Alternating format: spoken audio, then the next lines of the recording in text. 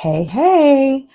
Um, it is the week after Thanksgiving at the time of this recording, and I'm Dr. Maisha.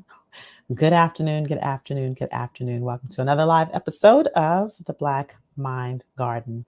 For those of you who are listening live, I'm going to prepare you because you're going to get a double dose of me today. Because later on, I will be having a very, very special guest, and we're going to have a very um, interesting conversation. I'm not going to spoil it for you.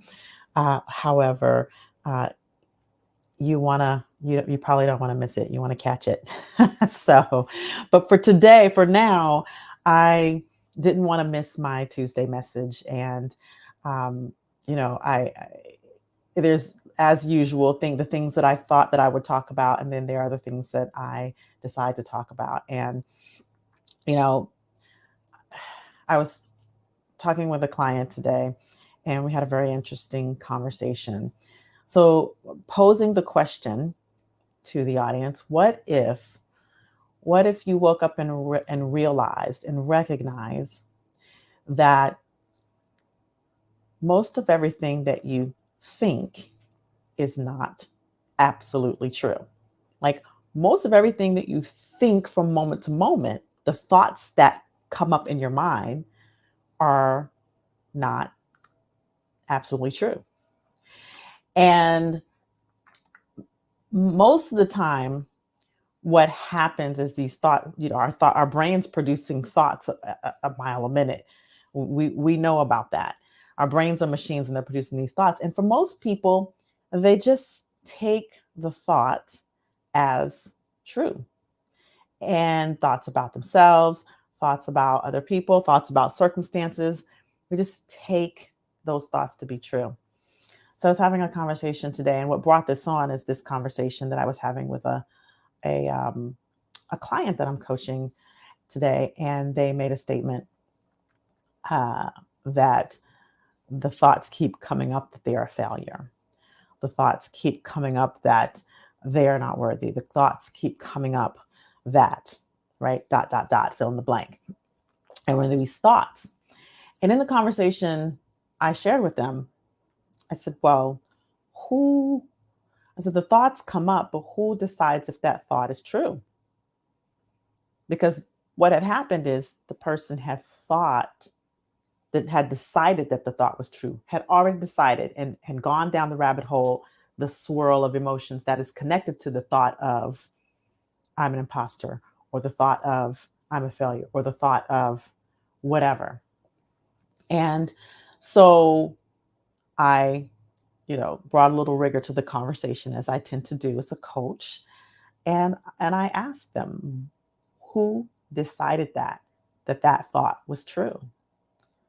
And at the end of the day, they said that they were the ones that decided that that thought was true. And so it made me think about that, this thing that we do with our thoughts, believing that everything that we think is the absolute truth, believing everything that we think, period. And the harm that that can do, not only uh, to ourselves and for ourselves, but to others. And if we pan this out and we look at where we are, especially if you look at the streaming or the feeds on social media, you can see a plethora of these thoughts that are decided to be true. You can see where people are deciding things about who other people are. I mean, we see this in our whole culture, this culture of racism and misogyny, men deciding who they think women are. And just there's just this swirl of believing the thoughts that are not true. And so there's such this is what I like to call lazy thinking. Because when you don't examine your thoughts, and I'm not speaking about, when I talk about examining the thoughts, I'm not talking about doubting yourself, but what I'm talking about is really looking at and examining the thoughts that are coming to your mind, especially when those thoughts influence others. Every thought that we have typically influences behavior. So I say that the listening, uh, it drives the thought, and the thought drives the communication or the behavior. And so when we think about that, our thoughts are always influencing others. And so we need to start to look at, well, every thought that comes into our mind, is that really true? Is that really true? So this is an exercise that I gave to my client that I thought I would share here. So you have a thought that comes in, and here's the thing: some thoughts are fleeting, some thoughts are insignificant. Those are the thoughts that we don't worry about. But when we start to get those thoughts that are really strong, and how do we know that the thought is strong? Because it lands in our body in a particular way. Now, I think over the last few weeks, over the last few episodes, I've been talking about connecting with our body a bit more. And so when we begin to, when the thought begins to land in our body, and it creates a strong emotion, which pushes us to a behavior, when the thought comes, before we are pulled to that behavior, there's an opportunity to interrupt. We call it pattern interrupting. There's an opportunity to interrupt oneself and to ask oneself, is that thought really true? So, as an example, I was talking to a friend of mine, and we were speaking about a conversation that she was to have with her mother about a particular business decision. And in the conversation, there was an active resistance to wanting to have that conversation, because what was present for her was this physiological reaction that was connected to the thought of how her mother was going to respond or react. So she had already in her mind a picture and a thought and a picture, I should say, of how her mother was going to react or respond.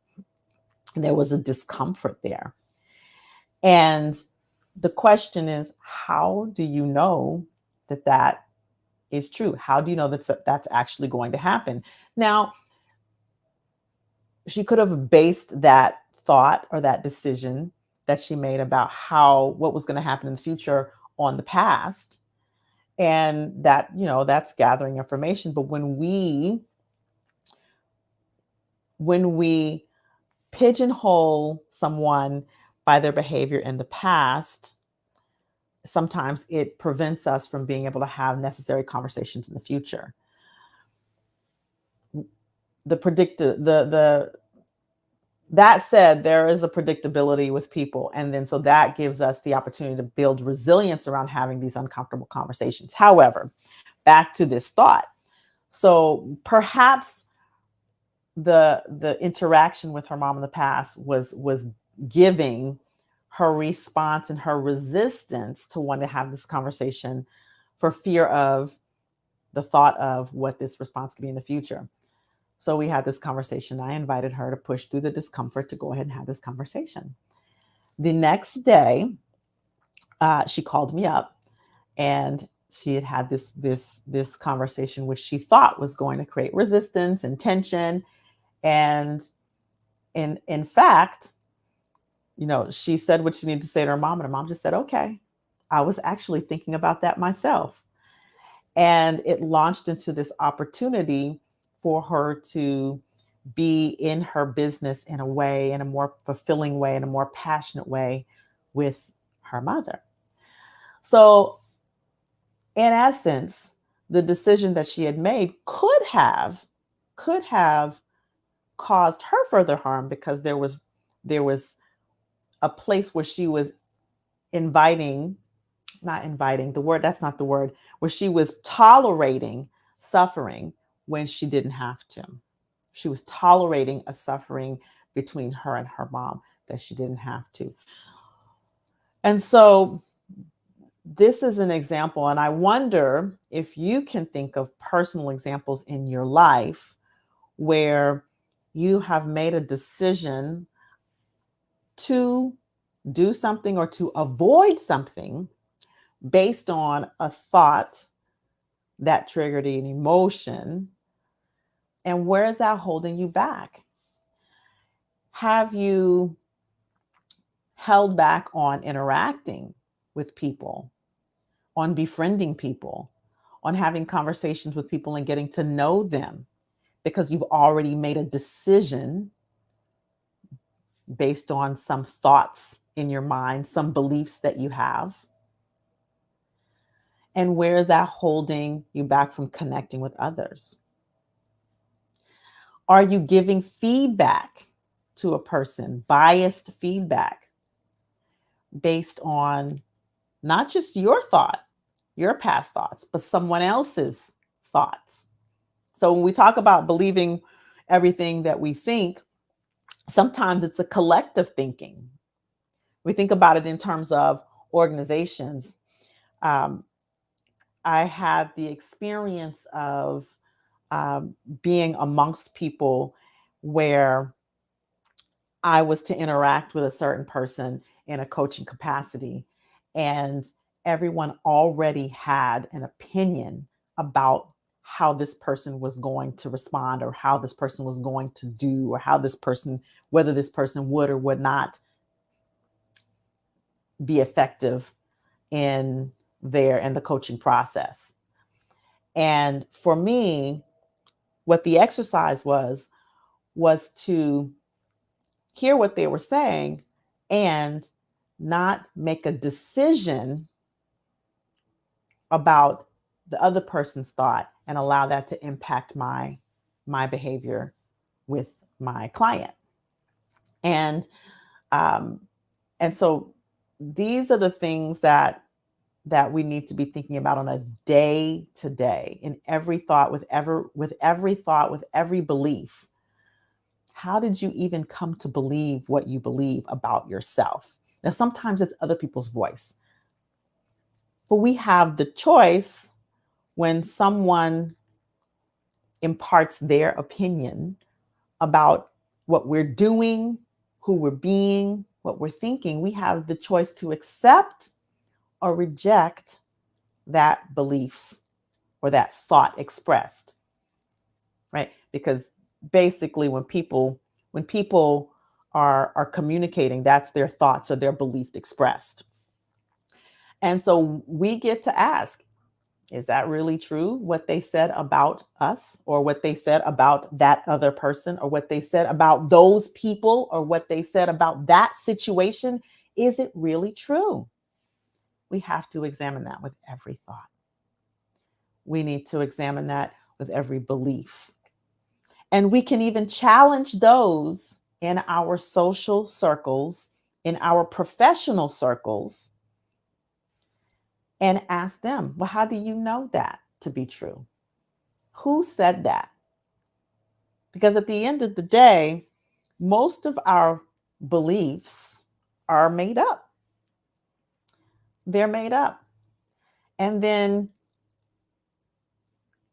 societies hold these collective beliefs. They make up these beliefs. They hold these collective beliefs that then often perpetuate oppressive systems that harm others. So then we need to begin to look at how do we dismantle those. But it's really one by one. So yeah, oftentimes, and I'm guilty of this as well.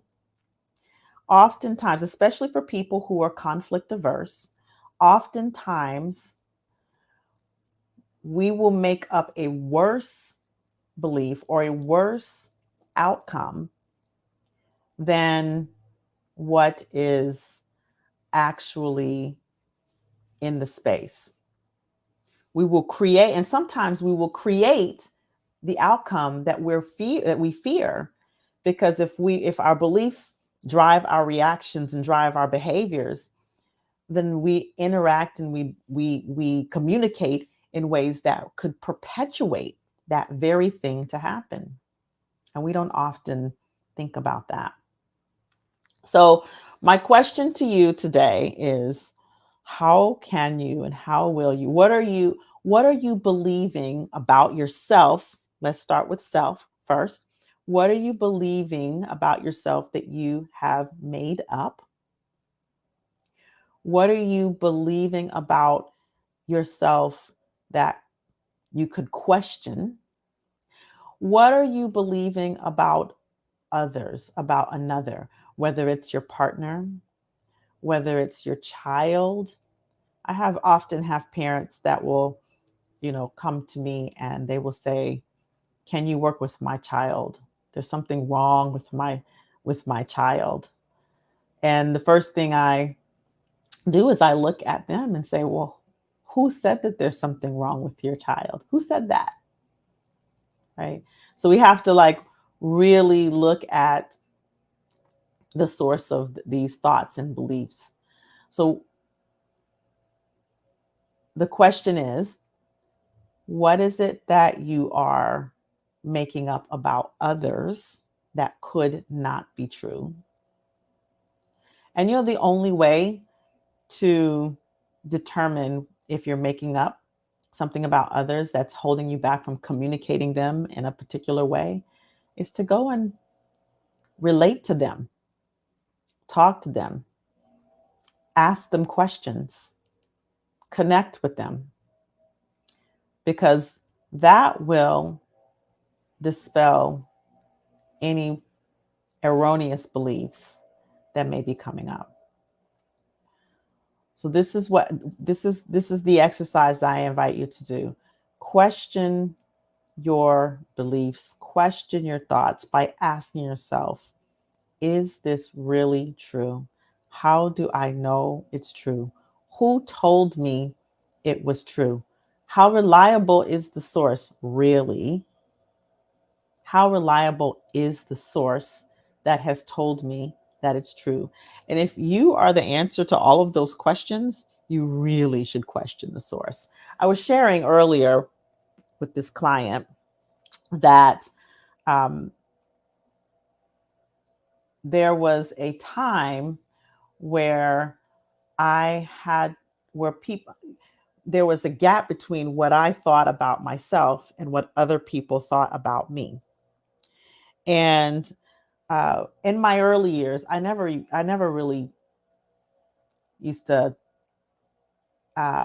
care about what people thought about me. I only cared about what I thought about myself, which I think was useful in growing up, because growing up in a part of the country and in a system where people are constantly telling you what you cannot do, when you believe only what you think you can do and you think you could do more than what everybody else is saying you could do, it makes you successful. And so it was beneficial. But I got to a point in my life where what I thought about myself and what other people thought about me shifted in the opposite direction. So I came to a point in my life where people looked at me as a mentor. People looked to me and looked at me as this light, this, you know, mentor, this person of empowerment. And I hadn't quite matched that in my own thought of myself. And so I had to begin to practice listening to what the community was saying, such that, because what it was holding me back in a lot of my actions, a lot of my capacity to teach at a higher level, to advise at a higher level, to consult at a higher level, and to step into my own areas of expertise and impact more people. And so, in discerning, and this is part of the exercise as well, when we're examining our thoughts about ourselves and we're examining our thoughts about others, particularly when we're examining our thoughts about ourselves, one of the things to be able to close that gap is to really, again, get with someone else and ask for a different point of view. And then think about that. Well, could that be true? Could it be true that that you're a mentor to others in a way that you didn't realize that you were? Could it be true that um, no one else has seen you as a failure except for you? Could it be true that you are an inspiration to others? So examine it both ways, both by questioning whether your thoughts are true and by examining whether other people's thoughts are true about yourself and about others. And just play with that. Because at the end of the day, all of this is an experiment. It's a game, it's an experiment that if we play with really questioning and examining and we play with it with curiosity, we might discover collectively a new way to be with each other. And one of the things I think that is harming our society gravely is that this lack of empathy that's happening, um,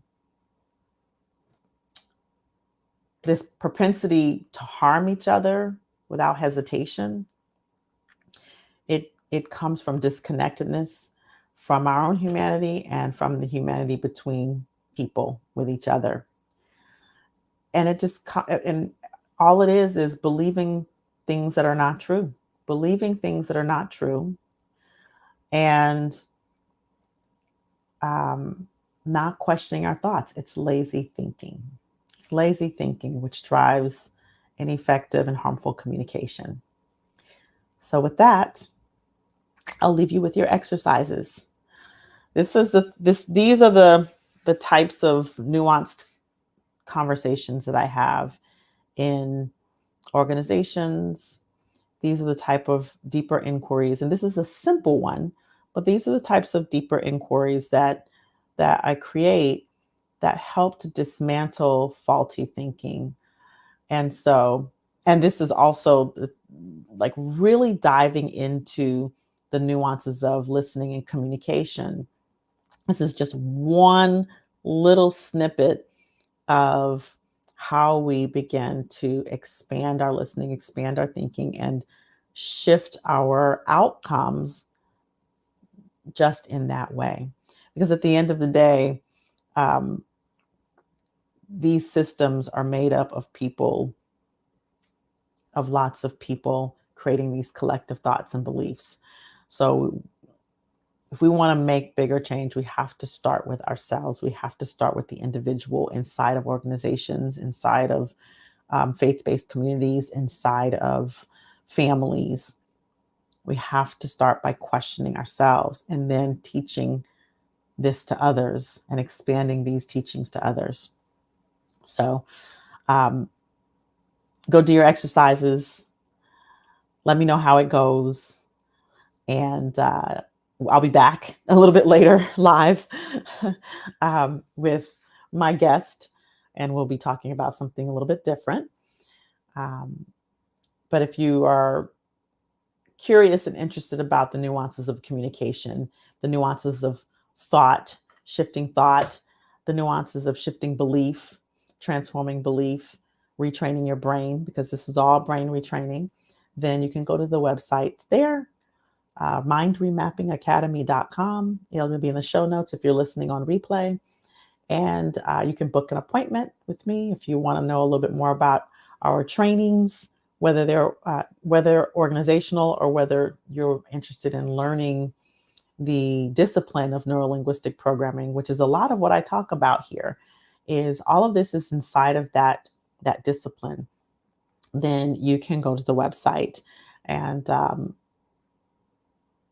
see some of the details of our programs. So have a great rest of the day. Keep examining your thought. Keep examining your beliefs. Um, pull yourself out of the binary thinking of either or. And I'll see you on the next episode.